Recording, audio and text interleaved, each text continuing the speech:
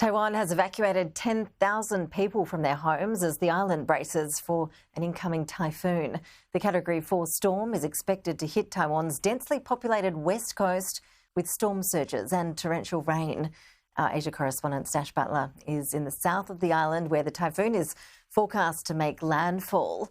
Stash, what's the situation on the ground there now and what sort of damage are authorities preparing for?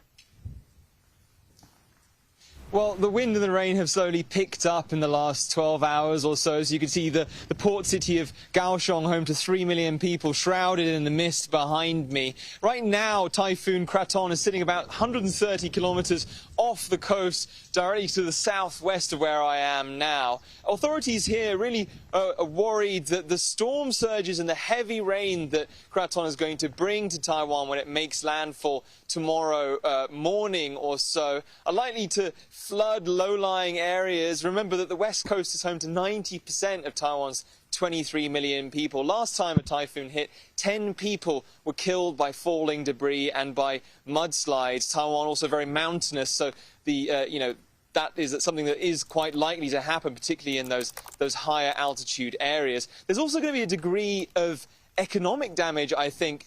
The city of Kaohsiung here was closed in the sense that offices and schools were shut yesterday. The typhoon is going to hit, they're closed again today. The typhoon's going to hit tomorrow, so it's likely they'll be closed then as well. And meteorologists expect the typhoon to track north along Taiwan's densely populated west coast. So we're likely to see more closures, especially in Taipei, the financial capital of Taiwan. And finally, also agricultural damage. The last time that typhoon hit Taiwan, it cost farmers here in the kind of agricultural southwest $80 million, and those costs were then passed on to consumers. So really, Taiwan bracing for a hit from this typhoon, something it hasn't seen in 2 decades at least, a storm of this size approaching the west coast where so many of its people live.